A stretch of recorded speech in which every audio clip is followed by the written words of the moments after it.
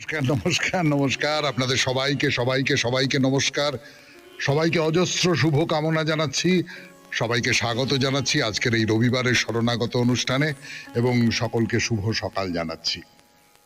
শুভ সকাল তার কারণ আজকের দিনটা একটি বিশেষ দিন। আপনারা জানেন যে একেবারে শুরুতে আজকের দিনটা যদি কোনো কারণে বিশেষ হয়ে থাকে তাহলে সেই কথাটা আপনাদের জানিয়ে দিই আমি। তো আজকে শহীদ প্রীতিলতা ওয়াদ্দেদার তার জন্মদিন, 1911 খ্রিস্টাব্দে তার জন্ম হয়েছিল, পুণ্যদিন। এবং আজকের এই পুণ্যদিনে আর একজন পুণ্যবান মানুষ শ্রী চৈতন্যদেব, তার কথা বলবো আপনাদের 92.7 বিগ FM এ শরণাগত অনুষ্ঠানে। তার আগে বেনি মাধবশীলের পঞ্জিকা অনুযায়ী আজকের দিনটার কথা বলি। আজকে 22শে বৈশাখ 1431, ইংরেজির 5ই মে 2024, রবিবার। সূর্যোদয়ের সময় ভোর 5:06, সূর্যাস্তের সময় সন্ধে 6:02। আজকে দ্বাদশী, উত্তর ভাদ্রপদ নক্ষত্র। জন্মে মীন রাশি, বিপ্রবর্ণ, নরগণ। সন্ধে 6:06 গতে দেবগণ। আমাদের হোয়াটসঅ্যাপে চিঠি পাঠাবার নাম্বার 9831922927। চিঠির গোড়ায় অতি অবশ্যই SG লিখতে হবে। আর ওই মহাপুরুষের কথার উত্তর, শনিবারে যে মহাপুরুষের কথা হয় সেই মহাপুরুষের কথার উত্তর যখন লিখবেন তখন ওই SGর পাশে একটু মহাপুরুষের কথা এইটা লিখে দেবেন। তাহলে এইবার আজকের অনুষ্ঠান সম্পর্কে বলবো, কিন্তু তার আগে একটা কথা মনে করিয়ে দিই। আজকে তো হচ্ছে আপনার 22শে বৈশাখ, 23, 24, 25 আর 3 দিন বাকি আছে 25শে বৈশাখ। 25শে বৈশাখ হচ্ছে বুধবার, বৃহস্পতিবার। আপনাদের লেখা চিঠি পড়ার যে আসর, সেই আসরে আপনার বিষয় হচ্ছে প্রথম রবীন্দ্রনাথ। মনে আছে রবীন্দ্রনাথের সঙ্গে প্রথম পরিচয় কবে? কোনো জ্ঞানের কথা নয়, সেই যে একবার বাচ্চা একটা ছেলে বা মেয়ে গুট গুট গুট করে হাঁটে, সে প্রথম রবীন্দ্রনাথকে চিনল কিভাবে? যেটা মনে আছে আপনার, সবটা তো মনে থাকা সম্ভব নয়, হয়তো অনেকেরই অনেকটা মনে নেই, কিন্তু সেই প্রথম দিকের রবীন্দ্রনাথের গান গাওয়া, রবীন্দ্রনাথের গানের সঙ্গে নাচা, কিংবা রবীন্দ্রনাথ সম্পর্কে কোনো গল্প শোনা পড়া, যেগুলো মনের মধ্যে গেঁথে আছে, সেই স্মৃতি কথাটা একটু বলবেন। আমরা কোনো জ্ঞানের কথা শুনতে চাইছি না, কোনো তত্ত্বের কথা শুনতে চাইছি না, সেগুলো আমরা বই পড়ে জেনে নেব। কিন্তু আপনি আপনার স্মৃতির ভাণ্ডার খুলে খুঁজে পেতে আগামী মঙ্গলবারের মধ্যে প্রথম রবীন্দ্রনাথ পাঠিয়ে দেবেন, কেমন?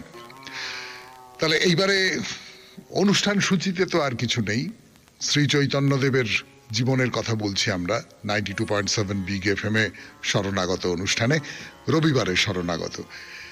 এই যে জীবনের কথা যেখানে পৌঁছেছি, মহাপ্রভু তো দাক্ষিণাত্য ভ্রমণ করে তারপরে নীলাচলে ফিরে এসেছেন, বাংলা থেকে তার ভক্তরা এসেছেন, ভক্তদের মধ্যে হরিদাস, তাকে নিয়ে শ্রী চৈতন্যদেবের যে ভাবনা চিন্তা ইত্যাদি ইত্যাদি, সেগুলো নিয়ে তো আমরা কথা বলেছি। রাজা প্রতাপরুদ্রদেব, তিনি মহাপ্রভুর সঙ্গে দেখা করতে চান, তাকে দর্শন করতে চান। মহাপ্রভু কিছুতেই দর্শন দেবেন না। এই জায়গা থেকে আমরা দেখা যাক কি হয়, এই বিষয়টা নিয়ে কিছু কথা বলেছি, আরো কিছু কথা দিয়ে শুরু করি আজকের রবিবারের শরণাগত। ফিরে আসছি গানের পর 92.7 বিগ FM এ। আমি আপনাদের সৌমিত্র বসু। রাজা প্রতাপরুদ্রদেব শ্রী চৈতন্য মহাপ্রভুর দর্শন লাভ করতে চান, এতটাই চান যাতে করে এই দর্শন যদি তিনি না পান তাহলে তিনি রাজ্য ত্যাগ করতে পারেন, সমস্ত কিছু ত্যাগ করতে পারেন, এমনকি তিনি প্রাণ পর্যন্ত বিসর্জন দেবেন মহাপ্রভু যদি তাকে দর্শন না দেন। আর মহাপ্রভু খালি বলছেন যে না না, আমি সন্ন্যাসী, আমি রাজ দর্শন করতে পারবো না, তাতে অপবাদ হবে, লোকাপবাদকে আমি ভয় করে চলি। রায় রামানন্দ যখন তাকে জিজ্ঞেস করছে যে তোমার কি যাচ্ছে আসছে, তুমি কেন একবার দর্শন দিচ্ছ না, এই রকম করে বলছেন একজন। আর রাজা যদি রাজ্য ত্যাগ করেন, প্রতাপরুদ্রদেব অত্যন্ত সক্ষম রাজা, সমর্থ রাজা, তিনি রাজ্য ত্যাগ করে চলে গেলে সাংঘাতিক কাণ্ড হবে।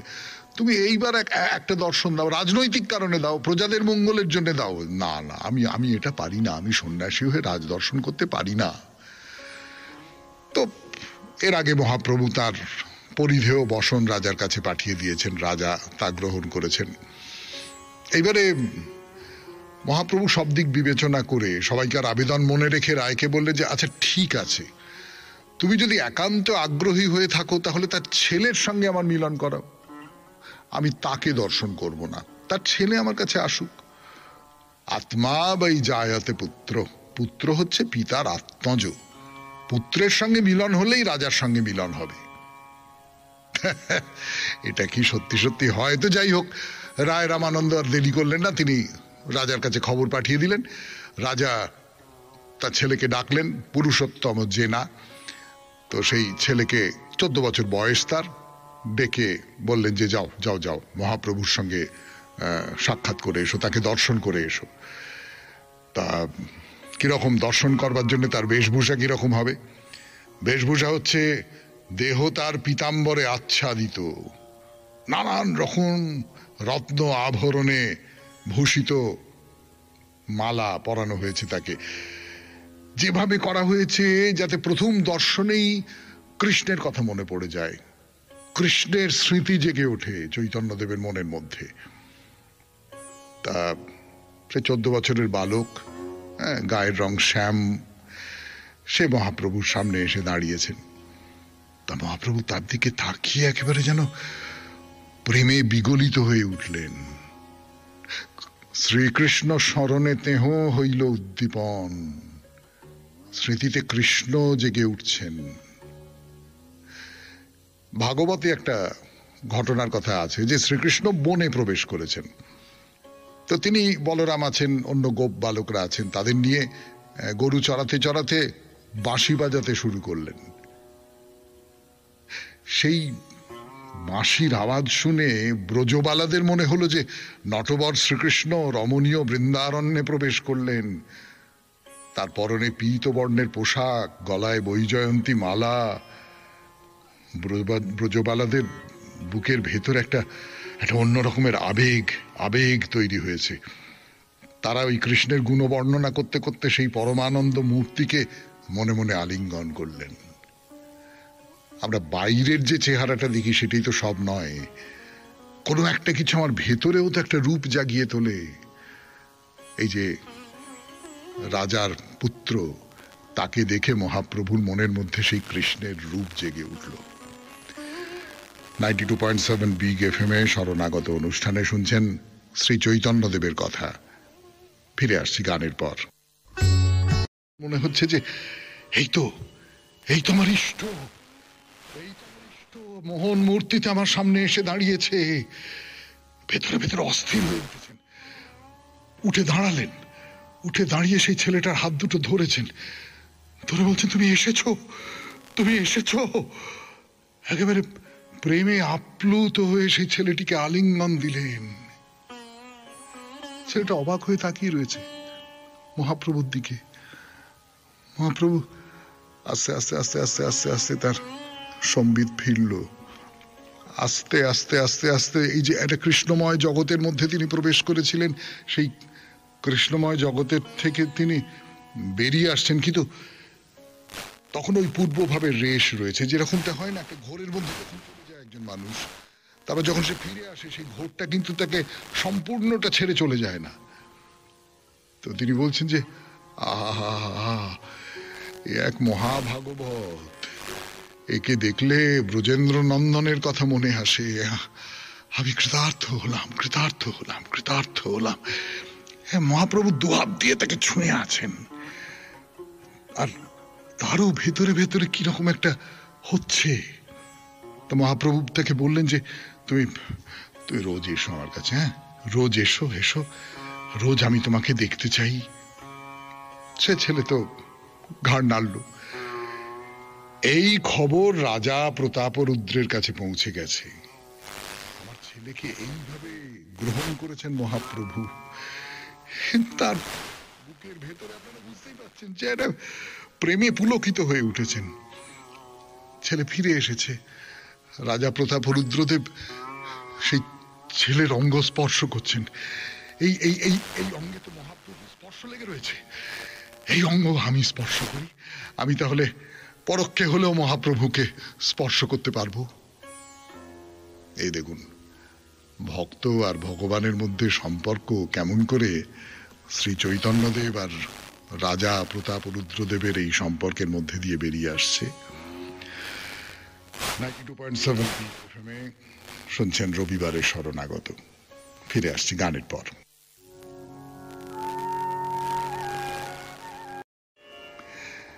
এই যারা বাংলা থেকে এসেছেন তারা তো প্রভুর সঙ্গে দিব্যি আছেন, নাম গান করছেন, সংকীর্তন করছেন, নৃত্য গীত করছেন, সবই ধর্ম নিয়ে, বৈষ্ণব ধর্ম নিয়ে, কৃষ্ণ প্রেম নিয়ে তারা দিব্য আছেন। তো অদ্বৈত আচার্য এবং অন্য কিছু ভক্ত তারা ঠিক করেছেন যে তারা প্রত্যেকে তাদের নিজের নিজের বাসায় তাকে নিমন্ত্রণ করে ভিক্ষা দেবেন। তা মহাপ্রভু বলেছেন, বেশ, খুব ভালো, আমি রাজি, খুব ভালো হয়। তিনি নিজে অবশ্য মাধুকরীতে কখনো বেরোতেন না। তো সামনেই রথযাত্রা এবং রথযাত্রায় নীলাচলে কি হয় সে তো আপনারা সকলে জানেন। আমরাও আমাদের এই শরণাগত অনুষ্ঠানে খানিকটা বলবার চেষ্টা করি, এবং তার বাইরেও তো সর্বত্র, মানে সেটা একটা বিরাট উৎসব। তো মানে নীলাচলের শুধু নয়, গোটা উড়িষ্যার একটা বিরাট উৎসব। তখনও তাই ছিল, তখনও এইরকম না হোক প্রচুর প্রচুর প্রচুর মানুষ দলে দলে রথযাত্রার সময় ভারতের বিভিন্ন প্রান্ত থেকে এই পুরুষোত্তমে আসতেন, এবং দারু ব্রহ্মরূপী ভগবান শ্রীকৃষ্ণ বলরাম সুভদ্রাকে সঙ্গে নিয়ে সাধারণ মানুষের মাঝখান দিয়ে কুরুক্ষেত্রের প্রাসাদ পুরী ছেড়ে মধুর বৃন্দাবনে যাবেন। নীলাচল ছেড়ে সুন্দরাচলে গিয়ে থেকে সকলকে দর্শন দেবেন। সেখানে দেব জগন্নাথ গুন্ডিচা মন্দিরে তার 7 দিন তিনি থাকবেন, এবং গুন্ডিচা মন্দির মূল মন্দির থেকে প্রায় 3 কিলোমিটার দূরে। একটা প্রবাদ আছে যে পাণ্ডব বংশের সূর্যবংশীয় রাজা ইন্দ্রদ্যুম্ন বিষ্ণু ভক্ত ছিলেন। তিনি এই মূল জগন্নাথের মন্দির নির্মাণ করে সেখানে বিগ্রহ স্থাপন করেছিলেন। আমরা পুরাণ চিরন্তনে সে কথা বলেওছি আগে, যে রথযাত্রার সময়, কোনো একটা রথযাত্রার সময় বোধহয় গত বছর বলেছিলাম যে কেমন করে তৈরি হয়েছিল এই জগন্নাথের মন্দির, তাই নিয়ে বলেছিলাম। তো এই গুন্ডিচা মন্দিরে ভগবান আসবেন, সেখানে তিনি থাকবেন। সেই জন্য মন্দির এবং তার চারপাশের যে সমস্ত জায়গা সেগুলোকে খুব সুন্দর করে, নির্মল করে, পবিত্র করে রাখা দরকার। এ তো আপনারা সকলেই জানেন। লক্ষ্মী যখন আসবে, কোথায় তারে দিবিরে ঠাঁই দেবার জন্য লক্ষ্মীর আসনটাকে তো ঠিক মতো পেতে রাখতে হবে। যে কোনো ভগবানের ক্ষেত্রেই তাই, যে কোনো প্রার্থিতের ক্ষেত্রেই তাই, মনটাকে একেবারে শুদ্ধ করে রেখে দিতে হয়। এ কথা তো কথামৃতে ঠাকুর বারবার করে বলছেন। এবং সেই সঙ্গে সঙ্গে নিশ্চয়ই এই যে যেখানে তিনি আসবেন সেই স্থানটিকেও খুব শুদ্ধ সুন্দর করে রেখে দিতে হবে, যেখানে মহাপ্রভু যাবেন, গুন্ডিচা মন্দিরে। শুনছেন মহাপ্রভুর কথা, শ্রী চৈতন্যদেবের কথা, রবিবারের শরণাগত অনুষ্ঠানে। বলছি আমি আপনাদের সৌমিত্র বসু। ফিরে আসছি গানের পর। 92.7 বিগ FM-এ শরণাগত হোক। বিগ FM-এ শরণাগত অনুষ্ঠানে রবিবারের শরণাগত শ্রী চৈতন্যদেবের কথা বলছি আপনারা। তাই যে মহাপ্রভু জগন্নাথ দেব, তিনি প্রতি বছর আষাঢ় মাসের শুক্লা দ্বিতীয়ায় ওই জগন্নাথ, বলরাম, সুভদ্রা 3 বিগ্রহ মন্দিরে এসে 7 দিন অবস্থান করেন, আবার শুক্লা দশমীতে মূল মন্দিরে ফিরে যান।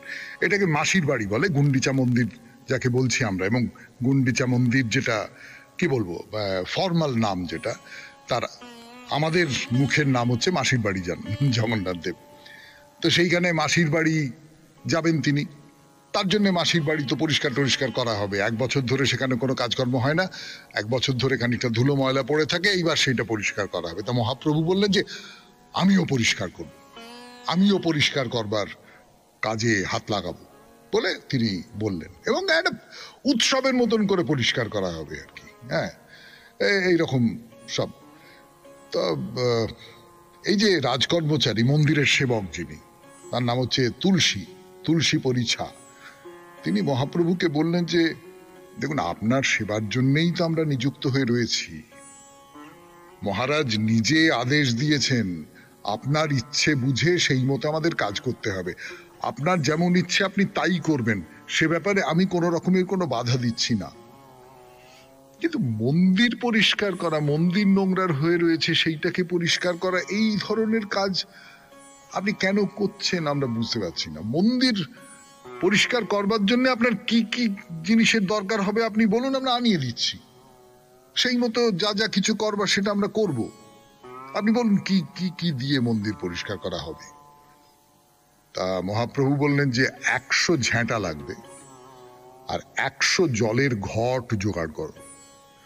অর্থাৎ 100 জলের ঘট মানে ছোট ঘটি নয় তো, বড় বড় জ্বালার মতন আর কি, সেইটা, এবং 100 ঝ্যাঁটা সম্মার্জনী, এই দিয়ে মন্দির পরিষ্কার করা হবে। এবং সেইটা আমি নিজে করব, আমার ভক্তদের সঙ্গে আমি নিজে করব। তো এটা তো তুলসী পরিছার খুব আপত্তি, এটা এটা এটা দাসদাসীদের কাজ, এটা হীন কাজ, এই কাজটা আপনি করবেন, এটা আমার ঠিক বলে মনে হচ্ছে না। কিন্তু মহাপ্রভু বলছেন না, আমি করব। আমি যে করব এর পেছনে দুটো কারণ আছে, আপনারা বুঝতে পারছেন সেই দুটো কারণ। একটা হচ্ছে তিনি সত্যি সত্যি মহান মানুষ, আমরা এরকম দেখেছি, আমি তো দেখেইছি, আপনারাও নিশ্চয়ই অনেকে দেখেছেন। তিনি না কোনো কাজকে ছোট বলে মনে করেন না, সব কাজের মধ্যে সেই কর্মটাকে যদি আমি খুব আন্তরিকভাবে করতে পারি তাহলে সেই কর্মের মধ্যে কিন্তু ভগবান আছে, সেই কর্মের মধ্যে কোথাও সত্য আছে, সেই কর্মের মধ্যে কোথাও আমার ভেতরের যে গভীর যে চৈতন্যের উৎসার সেইটা আছে, সেইটাকে আমি ওর সঙ্গে মাখিয়ে দিলে তারপরে আর কোনো কর্মকে ছোট কর্ম বলে মনে করা হয় না, মনে করা যায় না। যে কাজে আনন্দ হয় সেই কাজটাই ভালো কাজ। আমার যদি মন্দির পরিষ্কার করতে আনন্দ হয়, লোকে কি বললো না বললো, এক্ষেত্রে লোকাপবাদকে মহাপ্রভু খানিকটা মর্যাদার চোখে দেখতেন, তিনি সতর্ক থাকতেন এসব ব্যাপারে। কিন্তু সেটা হচ্ছে আমি রাজার সঙ্গে দেখাটা করব না, তাহলে লোকে বলতে পারে তো রাজার সঙ্গে মিলেমিশে এইসব করে নানান রকম করে কাজ আদায় করা, এইটা না। যে কোনো ভাবে যে কোনো কাজের ক্ষেত্রে যদি আমি স্বার্থসিদ্ধি করছি এই রকমের একটা অপবাদ তৈরি হয়ে যায়, তাহলে সেই কাজটা আমি করতে পারি না। কিন্তু মন্দির পরিষ্কার করা এইটা একটা, আর জগন্নাথ দেবের মন্দির পরিষ্কার করব, জগন্নাথ দেব যেখানে থাকবেন সেই জায়গাটাকে পরিষ্কার করব, এর চেয়ে ভালো, এর চেয়ে সম্মান এটার কি হতে পারে। কাজেই মহাপ্রভু মন্দির পরিষ্কার করবার জন্যে সবাই একবারে কোমর বেঁধে লাগলেন যাকে বলে। 92.7 বিগ FM এ শুনছেন শরণাগত অনুষ্ঠান, রবিবারের শরণাগত, শ্রী চৈতন্য দেবের শরণাগত। আমি আছি আপনাদের সঙ্গে, আপনাদের সৌমিত্র বসু। আমি আপনাদের সৌমিত্র বসু, শুনছেন রবিবারের শরণাগত অনুষ্ঠান। এই যে গুন্ডিচা মন্দির বা মাসির বাড়ি, সেটাকে পরিষ্কার করবার কথা ভাবছেন মহাপ্রভু, নিজের হাতে পরিষ্কার করবেন।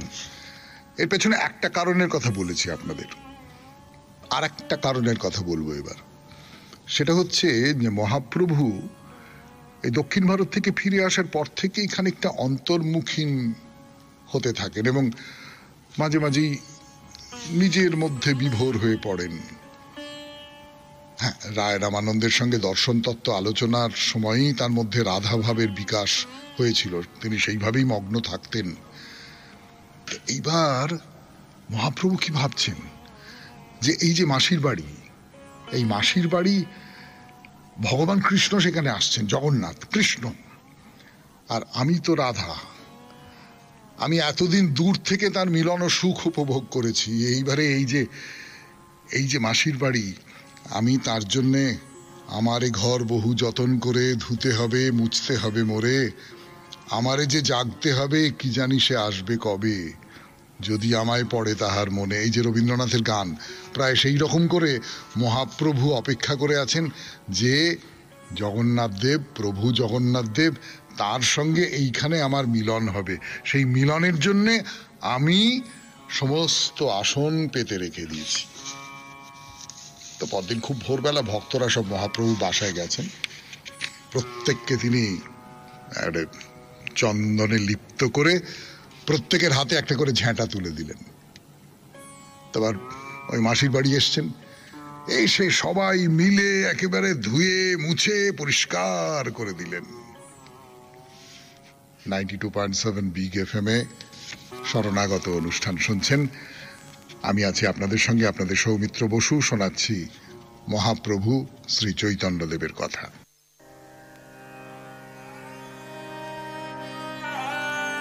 বিগ এফএম এ শরণাগত অনুষ্ঠানে এই মাসির বাড়ি এই সমস্তটা ধোয়া মোছা হচ্ছে। মহাপ্রভু নিজে আছেন ঝাঁটা হাতে, জল নিয়ে মাজছেন, ঘষছেন, ময়লা তুলছেন। অন্য ভক্তরাও সকলে মিলে একবারে মন্দিরের ওপর থেকে নিচ পর্যন্ত সিংহাসনের চারদিকে জগমোহন, পাশের যে মন্দির টন্দিরগুলো ছিল সমস্তটা ধুয়ে মুছে পরিষ্কার করা হচ্ছে। এবং মহাপ্রভুর কোনো বিশ্রাম নেওয়ার ব্যাপার নেই, সারা গায়ে ধুলো, সেদিকে পাত্তাই দিচ্ছেন না, আর চোখ দিয়ে কেবল জল পড়ছে। একবার সমস্তটা ধুয়ে মুছে পরিষ্কার করা হয়ে গেল, বললেন না আবার মানে যতবার করব, যত বেশি বার করব তত মন্দির বেশি পরিষ্কার হবে, সে তো বড় কথা, কিন্তু তত বেশি করে আমি এই আনন্দটা পাচ্ছি যে আমি জগন্নাথ দেবের জন্য আমার আসন সাজাচ্ছি, এই আনন্দটা আমি পাচ্ছি। তার সমস্তটা ধুয়ে মুছে পরিষ্কার করা হলো। তারপরে প্রত্যেকেই যে সমস্ত জঞ্জাল টঞ্জালগুলো জমা হয়েছিল সেগুলো নিয়ে একটা কাপড়ের পুঁটলি যে যার নিজের মতন করে করেছেন, করে একটা জায়গায় জড়ো করা হয়েছে। প্রত্যেকের আলাদা আলাদা আবর্জনার পুঁটুলি, প্রত্যেকের আলাদা আলাদা।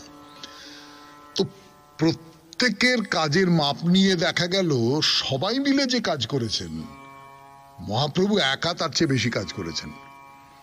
সবাই মিলে যতটা জঞ্জাল জড়ো করেছেন, সবাই মিলে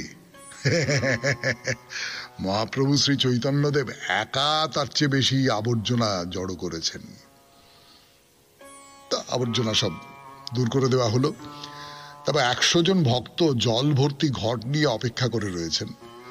ওই ইন্দ্রদ্যুম্ন সরোবর আর কাছাকাছি কূপ যা ছিল সেখান থেকে জল নিয়ে আসা হয়েছে। এই জল নিয়ে আসতে পরিশ্রম বেশি লাগে, সেই জন্য মহাপ্রভু, নিত্যানন্দ, পরমানন্দ পুরী, ব্রহ্মানন্দ ভারতী, স্বরূপ দামোদর, অদ্বৈতাচার্য এই সমস্ত ভক্তদের জল আনতে নিষেধ করেছেন মহাপ্রভু। তা অন্যরা সবাই মিলে প্রচন্ড উৎসাহে হাত দিয়ে ঘষে জল দিয়ে নিজেদের গা হাত পা সমস্ত মুছছেন। মহাপ্রভু তাদের চেয়ে অনেক তাড়াতাড়ি সব পরিষ্কার হচ্ছেন। যারা ঠিকভাবে মাজতে পারছে না, যারা ঠিকভাবে হাত মুখ সব ধুতে পারছে না, সারা গায়ে ধুলো, তো মহাপ্রভু আবার তাদের শিখিয়ে দিচ্ছেন।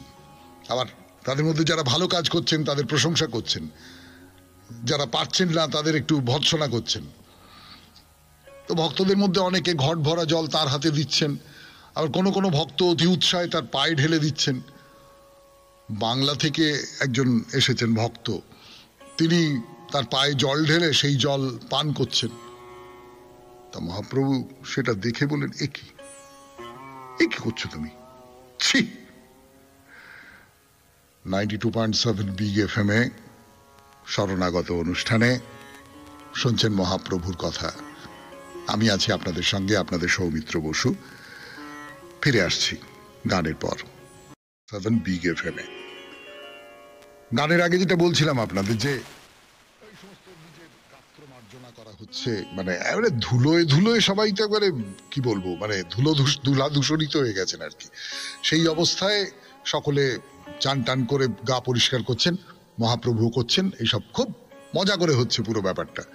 তো একজন ভক্ত ওই যে মহাপ্রভুকে জল দিয়েছেন, তার পায়ে জল ঢেলে সেই জল পান করছেন। তা মহাপ্রভু বলতে, এ কি করছো তুমি স্বরূপ? দেখো দেখি মন্দিরে অধিষ্ঠিত বিগ্রহ দেবতা রয়েছেন, আর আমার পায়ে জল দিয়ে পান করছে। এ কি অপরাধের মধ্যে আমাকে ফেলেছে? এই যে ঘটনা, একে বলা হয় সেবা অপরাধ। শাস্ত্রের তো নির্দেশ রয়েছে, ভগবানের মন্দিরে বিগ্রহের সামনে কারু প্রণাম গ্রহণ করা যায় না, কাউকে প্রণাম করা বিধেয় নয়, এমনকি নিজের গুরুদেব পর্যন্ত নয়। তার কারণ হচ্ছে সবচেয়ে ওপরে আছেন তিনি, সবচেয়ে ওপরে আছেন ভগবান, সবচেয়ে ওপরে আছেন মন্দিরে যিনি অধিষ্ঠিত হয়ে আছেন তিনি। তার সামনে কোনো মানুষকে প্রণাম করা বা প্রণাম নেওয়া কোন মানুষ হিসেবে উচিত নয়। তো বলা বাহুল্য চৈতন্যদেব খুব বিব্রত বোধ করছেন। তখন স্বরূপ মহাপ্রভু যখন বললেন তখন তাকে বললেন যে কি করছো, কি করছো তুমি, বলে ধাক্কা দিতে দিতে মন্দিরের বাইরে বার করে দিলেন। তো পরে এই ভক্ত মহাপ্রভুর কাছে এসেছিলেন, এসে বললেন যে আমি খুব অন্যায় করেছি, এটা করা আমার একেবারে অসম্ভব অনুচিত হয়েছে, খুব পাপ হয়েছে এটা আমার, এবং আমি আপনার কাছে মার্জনা চাইছি, আমি খুব খুব খুব অন্যায় কাজ করেছি। তা মহাপ্রভু এই আন্তরিক যে ক্ষমা প্রার্থনা, তার ফলে সেই ভক্তকে মার্জনা করে দিলেন। তো এই প্রথমে হাত দিয়ে ঘষে ঘষে পরিষ্কার করা হলো, তারপর শুকনো কাপড় দিয়ে ঘষে ঘষে ঘষে ঘষে করা হলো, এবং তার ফলে যেটা মন্দিরটা পরিষ্কার হলো এবং মন্দিরটা বেশ ঠান্ডা হয়ে গেল। শুনছেন মহাপ্রভুর কথা। আমি আছি আপনাদের সঙ্গে, আপনাদের সৌমিত্র বসু। ফিরে আসছি গানের পর 92.7 বিগ FM এ শরণাগত অনুষ্ঠানে।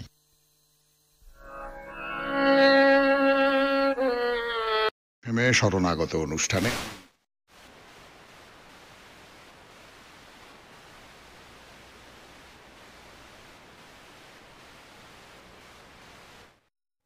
কোনো কাজ ছোট নয় বাবা, মন্দির পরিষ্কার করাটা ছোট কাজ নয়।